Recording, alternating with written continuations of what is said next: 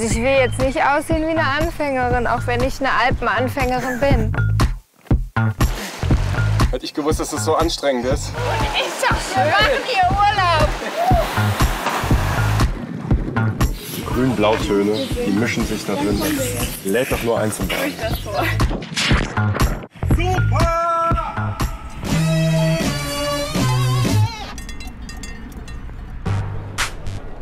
Der erste Stopp von mir, Nina und meinem Kamerakollegen Jonas, München.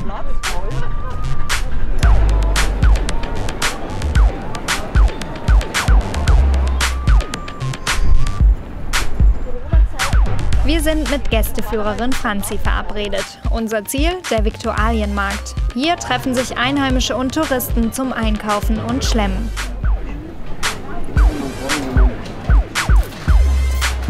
Na, jetzt kriege ich schon Hunger, gell? An der Metzgerzeile machen wir unseren ersten Stopp. Perfekt schaut die aus. Absolut. Also, lasst es euch schmecken. Schmeckt lecker. Ja, ich habe noch nie Weißwurst gegessen. Also, dann werden wir die erste Weißwurst zusammen. Das ist eine Kulturschande. Dass ich noch nie Weißwurst gegessen habe, Kulturschande. Ja, in Bayern muss man Weißwurst gegessen haben. Das gehört zur Kultur, zur bayerischen. Also, nichts gegen Erna, gar nichts. Wo kommen Sie denn her? Frankfurt. Ja, da gibt es die Wiener Würstel. Ist auch was Gutes. Ja. Also was? Der gute Senf dazu. Reinbeißen. Nein, reinbeißen darf ich jetzt nicht. Zuzeln musst du. musst Was ist anziehen. Zuzeln? Anziehen. Also sie saugen es raus. Die Wurst wird rausgesaugt. Das ist ganz weich und sehr gut. Ja. Also, auf geht's. Okay.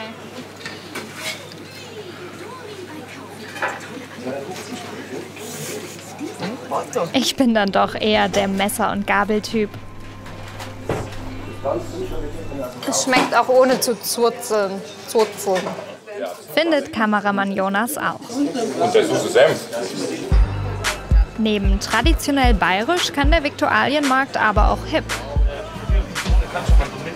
Dominik ist eigentlich gelernter Soziologe, hat seinen Bürojob aber gegen den Stand Kaspar Plautz getauscht. Seitdem dreht sich bei ihm alles um die Kartoffel. Wir hatten die Möglichkeit, den Stand hier zu übernehmen.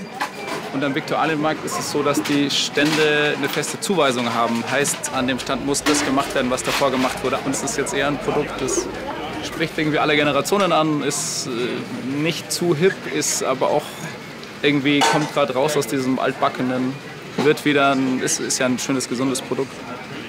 Genau, Kartoffel kam zu uns. Und damit auch der Blick über den Tellerrand.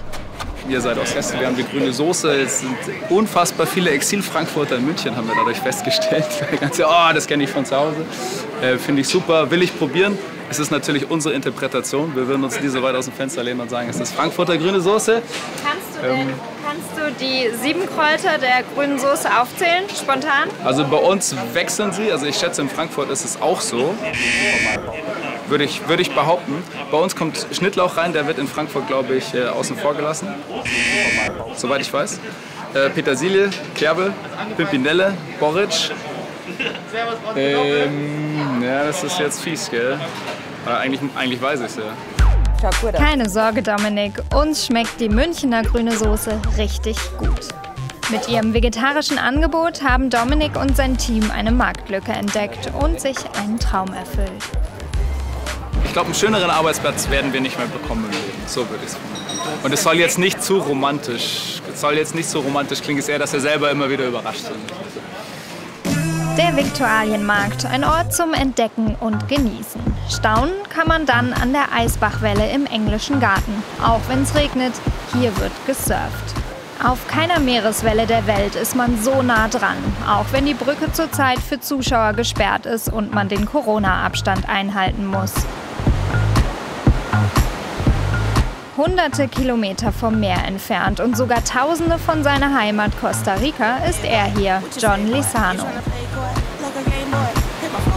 So what do you like about this place? Basically, it's one of the most old school ways from the war. Like 10 years ago, I read a magazine about Munich, and I say, fuck, maybe one day I need to go there. And now I am living here, and it's super nice. We come every day, 3 hours. Yeah. Vor 10 Jahren hat er in einem Magazin über die Welle gelesen. Jetzt lebt er hier und surft jeden Tag 3 Stunden. Und auch zuschauen kann man hier stundenlang. Museumsbesuche in Corona-Zeiten, das heißt Maske tragen. Außer man schaut sich Kunst an, die eigentlich für die Straße gedacht war. Wir sind zur Street Art Tour verabredet. Stephanie vom Museum of Urban and Contemporary Art zeigt uns ihre Stadt abseits von schöner Architektur und prachtvollen Straßen. Was mich überrascht, München ist der Ursprungsort des deutschen Graffiti. Hier wurde 1985 der erste ganze S-Bahn-Zug besprüht. Bis dahin waren selbst einzelne Graffitis hierzulande noch eine Rarität. Überall in der Stadt gibt's Kunst zu entdecken. Wer erwartet jetzt, wenn er unter so einen Tunnel durchfährt, dass er dort irgendwie Kunst sehen kann? Für jedermann zugänglich. Du kannst hier quasi durchlaufen, bist in der Outdoor-Gallery, in der Außengaleriefläche und kannst Kunst genießen, ohne dass du irgendeinen Eintritt gezahlt hast. Frankfurt. Frankfurt, ja. Frankfurt ist vertreten. Ja? Ja, wirklich. Frankfurt in München. Ja. Nicht nur wir, Jonas. Case, schau.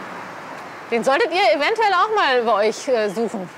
Also wenn ihr euch mal umschaut, seht ihr jetzt alleine hier in den 3 Pfeilern, das ist ja nochmal exemplarisch für viele weitere, die hier unter den Tunnel führen, dass sich verschiedene Künstler mit verschiedenen Techniken verewigt haben, ihre Messages da hinterlassen haben. In dem Fall jetzt Case eben aus Frankfurt. Hier haben wir LET aus Düsseldorf.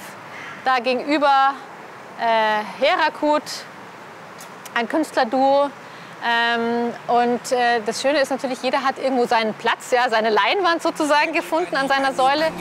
Übrigens ganz legal. In Zusammenarbeit mit dem Museum sind die Werke hier entstanden. Magst du uns mal hier dein Lieblingswerk zeigen? Oh, das ist eine Fangfrage. Ist schwierig tatsächlich, weil ich echt von vielen ein Fan bin. Aber ich zeige euch eins, und das ist Roan. Kommt aus Australien. Also ihr seht, wir versuchen auch immer eine gute Mischung hinzukriegen zwischen nationalen und internationalen Künstlern. Und ich liebe dieses Motiv, weil ich finde, es also einfach dieser Fotorealismus. Man darf nicht vergessen, es ist mit der Spraydose gemacht. Und also es mutet an, als ob jemand eine Fotografie aufgeklebt hätte. Diese Sinnlichkeit, dieses, also bis ins kleinste Detail, das ist, finde ich, schon ein großes Kino. An dieser Mauer am Schlachthof darf legal gesprayt werden. Hier wechseln die Motive ständig. Wir kommen mit Sifo ins Gespräch. Was ist das denn für ein Gefühl, wenn ich sowas spraye und das hat gar nicht so eine lange Beständigkeit? Ich stelle mir das irgendwie frustrierend vor. Ja, teilweise ist es frustrierend, aber man macht es auch fürs Foto und einfach der Prozess, es macht einfach super Spaß, so was zu erschaffen irgendwie, und am Ende des Tages sieht man, was man gemacht hat. So. Ich will jetzt auch an die Dose. Nach der Street Art Tour geht's zurück zum Museum, zum Graffiti-Workshop mit Dominik.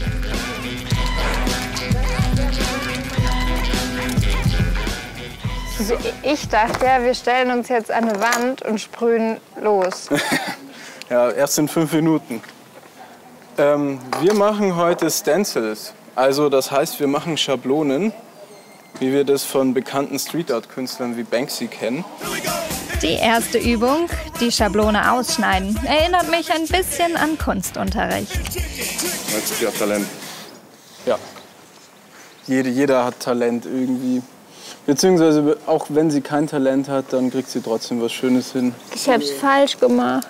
Falsch gemacht? Ja, ich habe den Anfängerfehler gemacht. Hast du Tesafilm? Ja, kein Problem, das kann man alles kleben.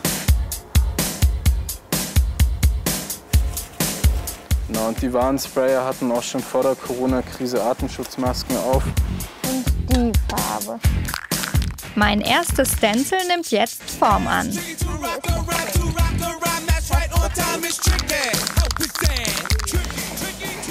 Jetzt zeigt sich, ob ich das Talent zur Graffiti-Künstlerin habe. Tja, na schauen. Cool, oder? Das ist wunderschön. Tipptopp. Die Schablonenkunst hat es mir angetan. Auch Onkel Otto muss mit der Spraydose verewigt werden. Und mein Kollege Jonas entdeckt ebenfalls sein Sprayer-Gen.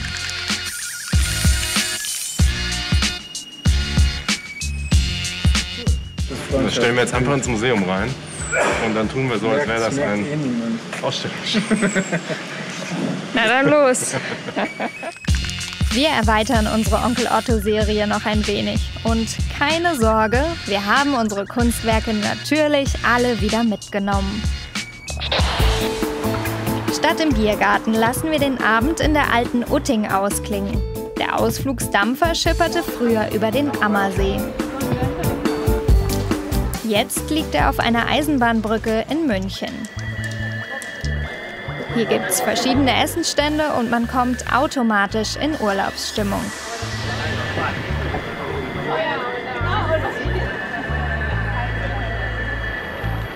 Unsere Bayernreise geht weiter. Heidi-Feeling im Nationalpark Berchtesgaden.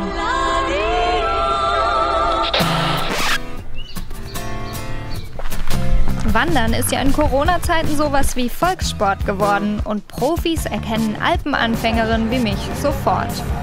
Das ist der klassische Touri-Wanderer, der alles außen dort hat und wenn er einmal quasi den Kopf über macht, dann fällt ihm alles runter. Habe ich es falsch gemacht? Nein, nicht falsch. Und das ganze Pendelzeug quasi, das geht einfach verstaut, weil das die nicht drüber haut. Also ich will jetzt nicht aussehen wie eine Anfängerin, auch wenn ich eine Alpenanfängerin bin. Ja, dann kriegen wir das heute hin, dass du keine Anfängerin mehr bist, oder? Du hast dir vorgenommen, den höchsten Berg in Berchtesgaden zu besteigen. Schaffe ich das? Schaffen wir das? Wir schaffen das. Nein, wir schaffen das. Wir probieren es. Wir gehen einfach so weit, wie es passt und dann schauen wir mal. Wir lassen das Schritt für Schritt auf uns zukommen. Aber so ganz traust du uns ja nicht, ne? Weil wir schummeln. Ja, wir schummeln nicht, sondern wir nutzen eine Möglichkeit. Bis auf 1400 Meter nehmen wir das E-Mountainbike. Die kann man in Berchtesgaden mieten. Hansi Stöckel ist staatlich geprüfter Bergführer und begleitet uns auf unserer Tour. Da haben wir einen super Blick jetzt auf unser Ziel. Ja. Und auf dein Ziel. Dein Ziel ist der Watzmann mit gut 2700 Meter. Ganz schön viel für meine erste zweitägige Alpentour. Und noch habe ich keine Ahnung, was da heute auf mich zukommt. Passt, Nina. Jetzt mit der Radl, das können wir da absperren. Bis morgen. Tschüss, elektronische Unterstützung. Jetzt ist Schluss. Jetzt ist Schluss mit der Batterie. Unser Ziel für heute, das Watzmannhaus. Rund 500 Höhenmeter liegen vor uns. Ob Kameramann Jonas und ich genügend Ausdauer haben? Du bist da gar nicht durch den Eingang gegangen. Oh Mist, sorry. Wir starten erst einmal gemächlich und ich bewundere die Landschaft. Was ist das denn für eine zauberhafte Keine Blume? Blumen. Was? Nein, nix, nein. Ich bin ganz schlecht mit Blumen, ich weiß es nicht. Weiß deine Frau das auch, dass du ganz schlecht mit Blumen bist? Ja, das sagt sie mir immer am Valentinstag, dass ich ganz schlecht mit Blumen bin. Aber die da, diese gelben, die sind wunderschön. Genau wie das Alpenpanorama. Aber unsere Tour erfordert auch volle Konzentration. Versuchen so wenig wie möglich die Hände herzunehmen. Okay. Das ist alles Training. Du musst das als Spielwiese für deinen Gleichgewichtssinn sehen. Na, das läuft doch.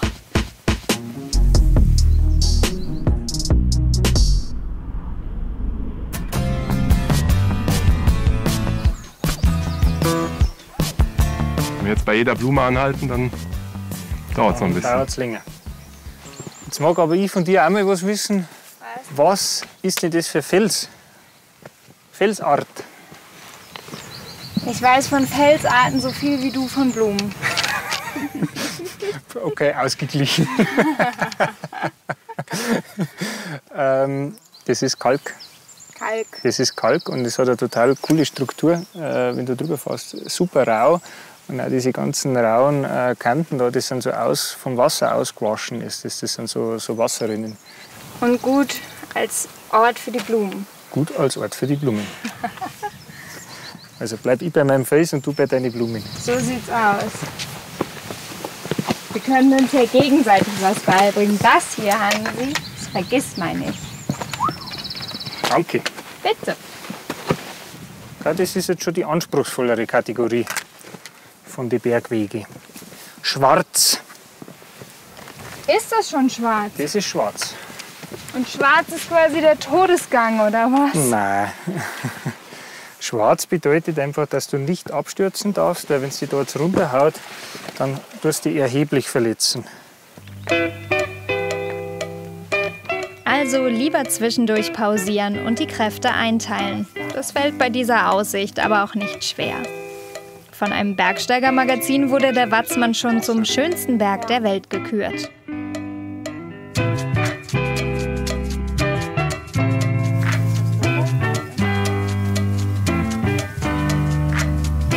Wir setzen unsere Tour auf den höchsten Berg von Berchtesgaden fort und erreichen unser Tagesetappenziel.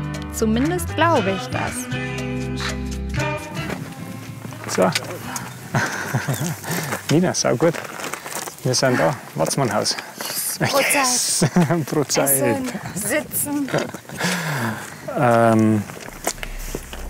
Nina, das Wetter zieht ein bisschen zu, gell? Der Wetterbericht für morgen ist ziemlich schlecht. Ich hätte einen Vorschlag. Du bist noch fit, oder wie geht's dir?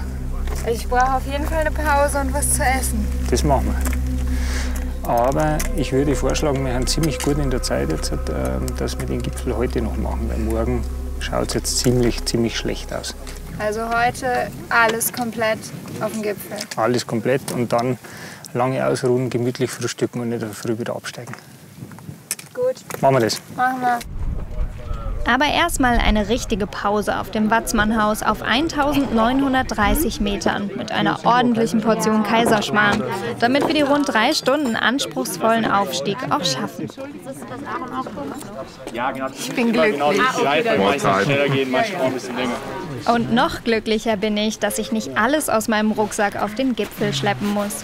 Die Schlafsachen bleiben hier. Also die bleibt alles da. Ja. Ich habe hier total wichtige Sachen für gleich auf dem Gipfel. Kekse, ein Brot, Brot ist gut. zweierlei Käse, weil ich wusste nicht, welchen du magst. Dann wusste ich nicht, ob du Lust auf Wurst hast. Dann habe ich für jeden einen Snack-Cola eingepackt. Du bist so geil. Findest du gut? Ich finde das gut. Das brauche ich nicht, aber das ist ein Prosecco. Das brauche ich aber. Sau geil. Wir sehen jetzt den Weg, du siehst da die Leute, gell? Das geht im Zickzack jetzt durch diese Grasmatten nachher noch durch. Links diesen Schneefleck, da geht man von links nach rechts, wo du gerade oben einen am Grat stehen siehst quasi. Das ist der Hochstieg. Das ist einmal eine kurze, schwierigere Passage noch. Das sieht jetzt gar nicht so mega weit weg aus. Ja, das ist fast nur ein halber Weg eigentlich bis zum Gipfel. Also von dem her, es zieht sich nachher nach hinten noch ewig weiter. Also nicht da oben den Gipfel vermuten. Sondern Also das ist der Fake-Gipfel und das ist der richtige Fake-Gipfel. kommt danach. Okay. Guck mal, hier sind schon wieder so schöne Blumen. Wir gehen jetzt. Ich finde diese Blumen wirklich schön. Ja, das war ein Enzian, den kenne ich, weil den kann man trinken. Rund 720 Höhenmeter sind es bis zum Gipfel, zum Watzmann-Hocheck. Hier ist gute Kondition gefragt.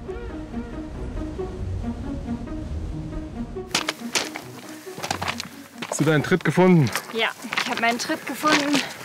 Ich bin in einer meditativen Haltung und werde das schaffen. Läuft. Jedenfalls noch. Das Watzmannhaus ist noch in Sichtweite. Da fängt mein Kollege bereits an zu schwächeln. Auf geht's. Hansi, wer Arschbacken zusammenkneifen. ist fitter? Ich oder Jonas?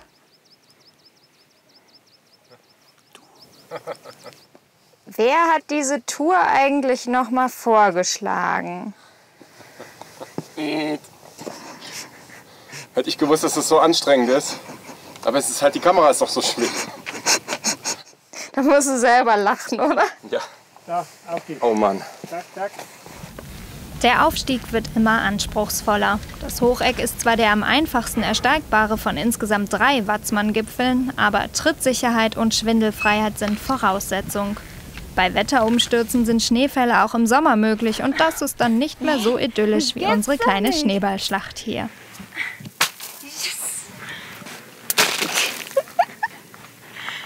Gute Erfrischung. Auf dem Watzmann herrscht eigentlich immer viel Betrieb, aber wir sind antizyklisch gelaufen und erreichen den Gipfel erst am frühen Abend. Super gut. Alleine am Gipfel des Watzmanns. Echt? Was ist das für ein Gefühl? Es ist wunderschön. Es ist traumhaft, ich kann nicht mehr sprechen. Ich weiß zwar noch nicht, wie ich hier wieder runterkommen soll, aber wir sind oben. Das muss verewigt werden.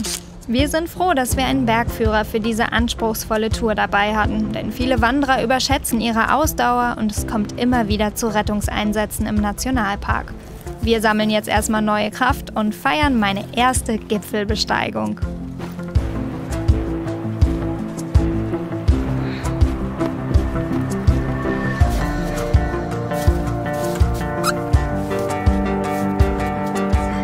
Auf dem Watzmann.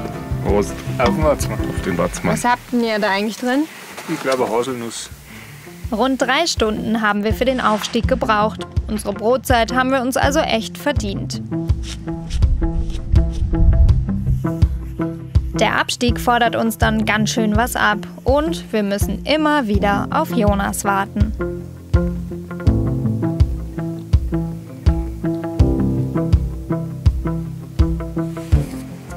Wir müssen noch runter. Ich habe keinen Bock mehr. Das war zu viel für mich. Nicht nachmachen. 12 Stunden nachdem wir mit den E-Bikes losgefahren sind, erreichen wir dann unser Nachtlager, das Watzmannhaus. Hier darf man nur mit Reservierung übernachten. Die Tour an einem Tag zu schaffen ist zwar möglich, aber Anfänger sollten sich lieber mehr Zeit nehmen. Da war das Zimmer für euch zwar. Danke. Ja, jetzt hat wegen Corona einfach nur das Bett, euch in Bezug nochmal drüber. Ja. Das Kissen, das gleiche und heute ein Schlafsack. Dann. Danke. Bitte. Wegen der strengen Corona-Auflagen mussten wir ganz schön viel mit auf die Hütte schleppen. Decken gibt es im Moment nicht. Ein einfacher Hüttenschlafsack wäre also zu kalt. Fertig. Gute Nacht. Am nächsten Morgen wachen wir mit dem guten Gefühl auf, den Watzmann schon bestiegen zu haben. Die Duschen in allen Hütten sind Corona-bedingt gesperrt. Hier im Watzmannhaus gibt's eh keine, denn am Berg ist Wasser knapp. Dann Packen wir's. packen wir's. Der Wetterbericht hat leider recht behalten. Wer legt sich heute hin? Du oder ich? Hansi, das ist saurutschig. Nur denen hier macht der Regen nichts aus, den Alpensalamandern. Der Bergprofi ganz lässig mit Schirm, undenkbar für eine Anfängerin wie mich. Geschafft. Mit den E-Bikes geht's dann runter ins Tal.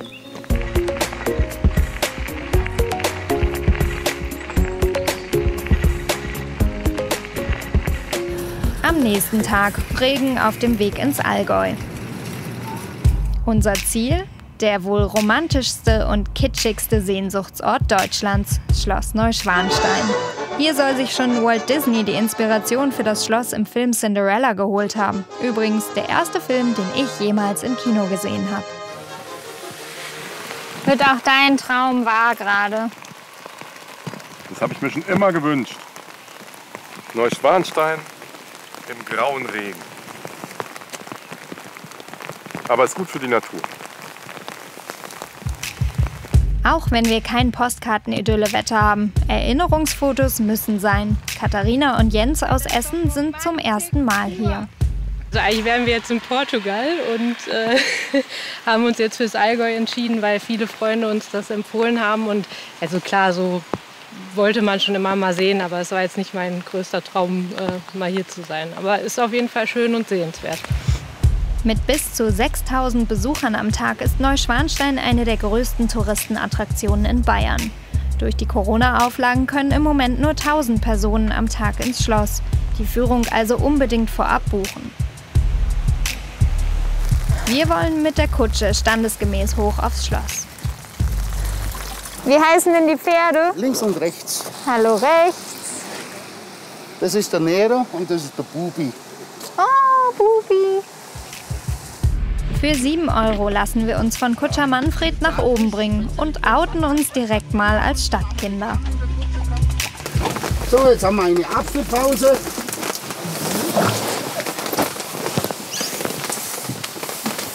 Wo kommt der Apfel jetzt her? Da. Ah. Der Apfel fällt nicht weit vom Pferd. Ich dachte, die kriegen jetzt was zu essen. Ich auch. Eine ganz besondere Aussicht aufs Schloss soll man von der Marienbrücke haben. Wow! Schloss Neuschwanstein, dramatisch untermalt vom Rauschen aus der Pöllertschlucht. Das Schloss ist übrigens noch gar nicht so alt.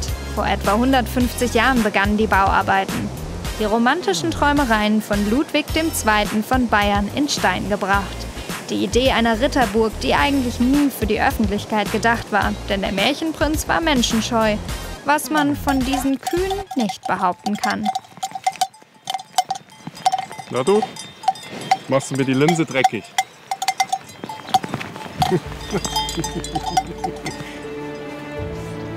7 Uhr am nächsten Morgen. Noch vor der ersten Führung dürfen wir hier filmen.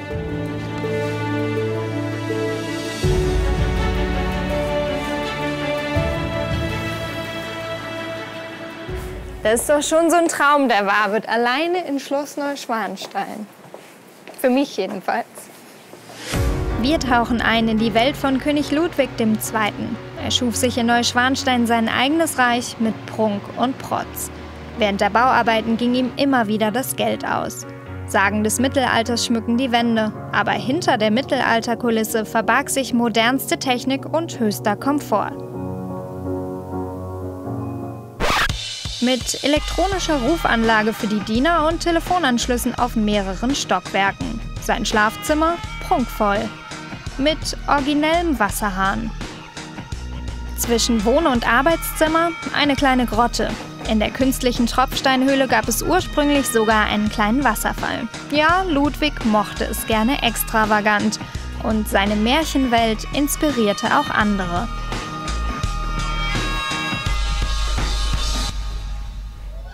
Es wird vermutet, dass diese Abbildung im Sängersaal Inspiration für Disneys Bambi gewesen sein könnte. Der verwunschene Wald im Zeichentrickfilm kommt dem Gemälde tatsächlich sehr nah. Rund 1,5 Millionen Besucher kommen jedes Jahr hierher, viele von ihnen aus dem Ausland. Neuschwanstein ist längst eine lukrative Marke. Ob sich das der menschenscheue Ludwig so vorgestellt hätte? In Sachen Kitsch steht ihm die Souvenirindustrie auf jeden Fall in nichts nach. Nur Corona bringt den Hype etwas zum Stocken. Jetzt haben wir zurzeit durch Corona nur deutsche Gäste und sonst haben wir hier eigentlich fast gar keine deutschen Gäste. Echt? Also es ist wirklich so, wir reden am Tag nur Englisch eigentlich hier, jetzt nur Deutsch, es ist eine richtige Umstellung. Bei all dem Kitsch wird selbst mein Kamerakollege Jonas schwach. Die ist schon gut kitschig, oder? Ja, die nehme ich. Ich hätte mir schöneres Wetter gewünscht, aber Neuschwanstein entfaltet auch bei Regen einen ganz besonderen Zauber. Und als hätte ich geahnt, dass das Wetter an diesem Tag auch in Kempten nicht besser wird, habe ich mich mit Moni und Elisabeth verabredet. Zum Backen. Das hebt doch bei jedem noch so ungemütlichen Wetter die Laune. Die 2 Schwestern bieten hier Backkurse an. Ich darf heute eine Spezialität aus dem Allgäu kennenlernen. Wir haben heute den Allgäuer Kirschkuchen vorbereitet. Und du darfst backen.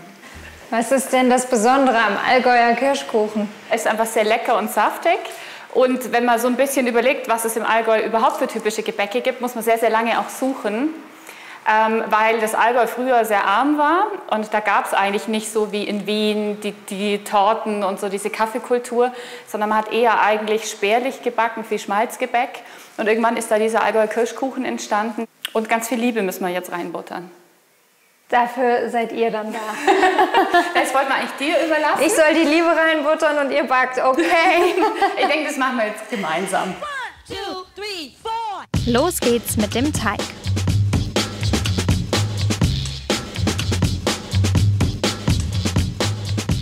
Seid ihr so zufrieden? Ja, sehr. Genau, Ja? kannst du es ein bisschen abklopfen, vielleicht am Rand. Einfach so mit den Rührhaken auf den Schüsselrand. Ich dachte, ich könnte viel dran lassen, damit ich viel zum Ablecken habe.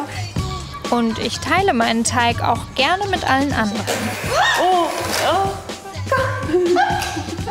Ich wollte noch rausfinden. Ja, also, ich wollte eigentlich nur die Qualitätskontrolle machen, anstatt hier alles... Bevor wir... Oh Gott. Es tut mir leid. Ist doch kein Problem. Passiert das auch anderen oder bin jetzt ich hier die Dümmste im ganzen Kurs? Nein, das haben wir schon mal gehabt. Dass das runtergefallen ist, wird mal Glitzerstaub überall. Na, zum Glück braucht man den nicht für unseren Kirschkuchen. Wir haben dir schon ein kleines Messer. Bei uns sagt man Schneideiferle. Schneideiferle? Also zumindest sagen wir das bei uns so. Ja, genau. So ein kleines Hilfsmittel. Kleines scharfes Messer. Und damit entkernen wir jetzt die Kirschen. Wie ist es denn bei dir? Ich mag sehr gerne. Echt? Was ist dein Lieblingsgebäck? Die Prinzregententorte. Echt? Wow. Du backst Prinzregententorte? Klar. Ich lerne dich irgendwie ganz neu Aber kennen ich mache hier. nie einen Backkurs. Ich bringe mir das immer selber bei. Ja, wenn du das schon kannst, war es auch kein Backkurs. Obwohl wir bei uns immer was Neues lernen. Gell? Irgendwelche Tricks und Kniffe nehmen die meisten eigentlich mit. Zum Beispiel, dass die Puddingcreme mit Eischnee vermischt viel fluffiger wird. Mit gebutterten Mandeln belegen, dann versüßen wir uns den Regentag mit dem Allgäuer Kirschkuchen.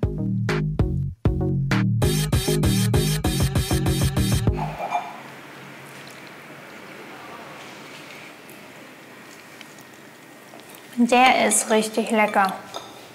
Dieses Rezept nehme ich definitiv mit nach Hause. Unsere Reise durchs Allgäu geht weiter. Wir sind zum Canyoning verabredet. Und nein, das ist nicht nur Wandern in einem Bach.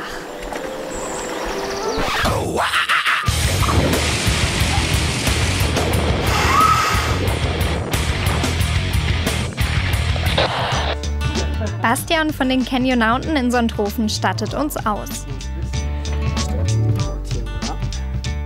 So, dann bitte so anziehen, dass der Reißverschluss vorne ist. Der sieht aber eng aus. Das soll auch sein, wie eine zweite Haut. In die man sich erstmal so richtig reinquetschen muss. Ja, ich hoffe, ein bisschen zurecht. Mir ist so heiß in diesem Anzug. Den werde ich noch zu schätzen lernen. Jonas kann es wohl kaum erwarten. Eigentlich war unsere Tour in der Staatslachklamm geplant. Da war der Wasserstand durch den ganzen Regen aber viel zu hoch. Also ab über die Grenze nach Österreich ins Kleinwalsertal zum Schwarzwasserbach. Servus in Österreich. Servus. Sagt man Bayern auch. Los geht's. Wir haben so gut wie alles dabei. Springen, laufen, rutschen, ist ein bisschen kleiner, die Rutsche hier, und das Abseil. Wenn wir zu nah sind, dann bitte die Maske auch aufsetzen. Gerade beim Abseilstand dann einmal die Maske auf. Nach einer kleinen Einweisung geht's dann zur Wassergewöhnung. Sehr gut gemacht. Das auch gern nochmal, wer möchte. Wie kalt ist das? Ich würde sagen, so bei 8 Grad Wassertemperatur sind wir. Also jetzt So. einfach Komm, ich mach mit. so rum. Eine Liegestütze, ja klar. Nein. Ja. Es kommt nichts rein. Nein, gar nicht. 3, 2, 1, Kopf unter Wasser. Ja? War schon runter. Es ist hier nicht tief genug, um ganz runter zu gehen. Dann darfst du auch gern noch mal hier. Und ich sag, wir machen hier Urlaub. Vielen Dank, Jonas. Hier ist es auch nicht tief genug. Oh, das geht, Nina. Hau die rein.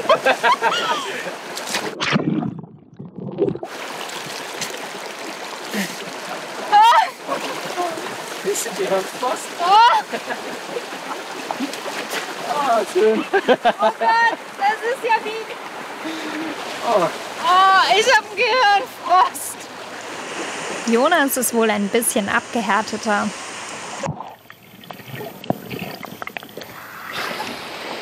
Ah, jawohl.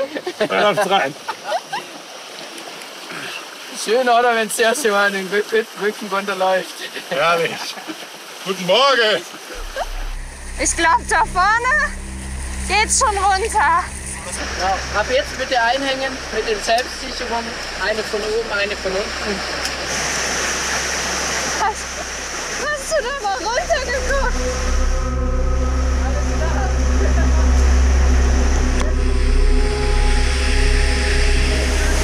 Bye, bye.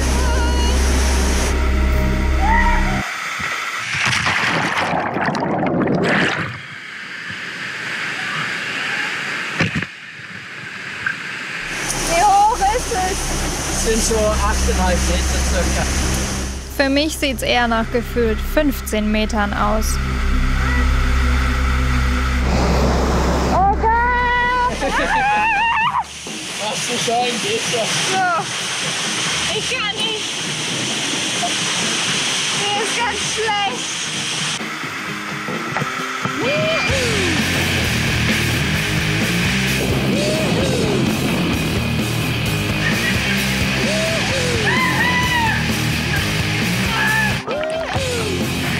Ab 14 Jahren darf man bei so einer Tour teilnehmen. Seine Höhenangst sollte man aber einigermaßen im Griff haben. 20 Meter abseilen, rein in den donnernden Wasserstrahl, der einem kurz den Atem nimmt.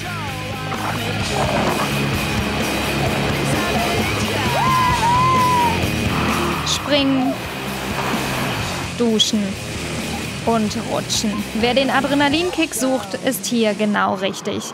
Der Höhepunkt, der 9-Meter-Sprung. Mein Kamerakollege Jonas unterstützt mich mit schlauen Tipps. Nicht zu viel überlegen.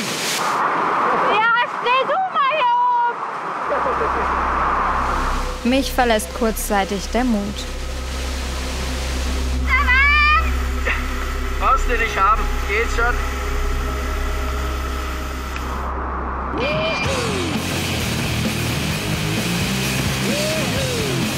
Sehr gut.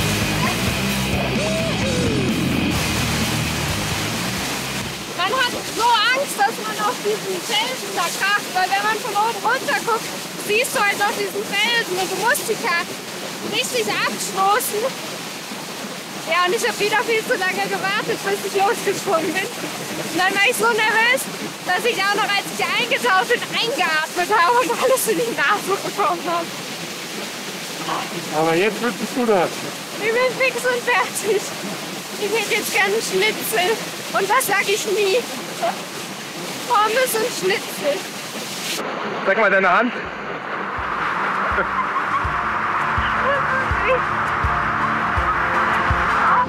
Die Halbtagestour kostet rund 90 €. Das Gefühl, wenn man es geschafft hat, unbezahlbar. Und auch der Regen konnte uns diese Tour nicht vermasseln. An unserem letzten Morgen Sonne pur. Wir sind auf der Insel Lindau im Bodensee, die südwestlichste Stadt Bayerns. Jasmin Quast ist hier aufgewachsen und zeigt uns ihre Heimat, in der man gleich in Urlaubsstimmung kommt. Das hier ist so das Herzstück, oder? Genau, jetzt sind wir wirklich am Hafen. Hafenpromenade hier vorne. Hier, das nennt man die Römerschanze. Da ist es auch, also jetzt gerade in der Corona-Zeit hat sich das entwickelt. Das fand ich jetzt super, gerade auch wieder für uns Jüngere. Da verkaufen die Leute hier von dem Kiosk meistens Freitagabend ein paar Cocktails. Und dann kann man sich hier hinsetzen, hat halt einen super schönen Blick, kann den Sonnenuntergang angucken, was trinken. Also es ist schon gerade echt im Sommer ganz toll. Also es ist nicht mehr Lindau, die alte Insel für die Alten. Würde ich nicht sagen, nein. Und damit man auch nach den Cocktails nicht vergisst, wo man ist, begrüßt der Bayerische Löwe an der Hafeneinfahrt. Der Leuchtturm von Lindau, der südlichste in Deutschland und der einzige in ganz Bayern. 36 Meter hoch und im Moment Corona-bedingt eigentlich noch geschlossen. Jedes Mal, wenn ich hochkomme, ich bin immer fasziniert wieder vom Neuen. Echt, das ist so toll hier oben, ehrlich. Total toll. Ja. Das ist Österreich bis zum Rhein. Die Seite ist Österreich und das Schweiz. Kameramann Jonas gerät ins Schwärmen. Die grün-blau-Töne, die mischen sich da drin. Lädt doch nur eins zum Baden. Mit dem Leihfahrrad machen wir uns auf die Suche nach einer schönen Badestelle und fahren aufs Festland. Im Lindenhofbad gibt's ein Strandcafé und man kann kostenlos baden und die Liegewiese nutzen.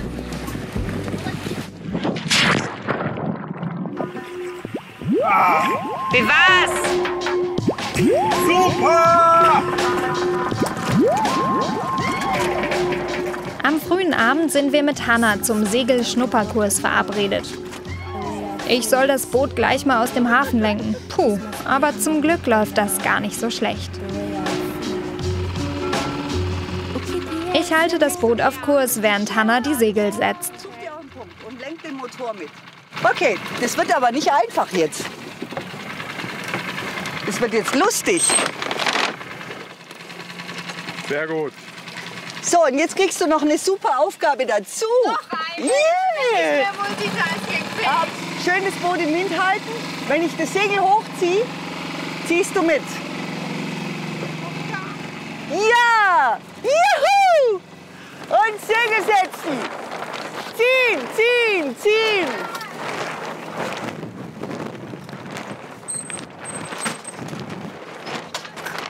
Und ziehen. Und ziehen. Und ziehen. Süße. Es geht nicht. Es hängt. Durchs Seilziehen bin ich vom Kurs abgekommen, aber irgendwann stehen die Segel. Hanna bleibt bei all dem tiefenentspannt, während ich die Segelsprache nicht verstehe und ganz schön Respekt vor dem großen Boot habe. Und atmen. Schüttel dich mal. Seit 14 Jahren lehrt Hanna hier auf dem Bodensee das Segeln. Was hast du vorher gemacht? Darf man das BWL fragen? studiert und dann im Personalwesen einen guten Job gehabt, aber ich war immer unglücklich. Also nicht unglücklich, aber ich habe gedacht, warst du schon. Ja. Schau, jetzt fahren wir auf den Leuchtturm zu. Hast du deinen Traum verwirklicht? Ja, das kann ich sagen und das ist ein Geschenk. Verständlich bei so einem tollen Arbeitsplatz. Meistens draußen mit einer leichten Bodenseebrise um die Nase. Jetzt darf Jonas auch mal ans Steuer. Warum waren wir so viel schneller vorhin? Das meinst du nur. Ah. Du bist praktisch am Wind, der Wind kommt schräg von vorne.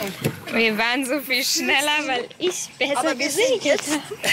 Jetzt sind wir mit dem Wind unterwegs.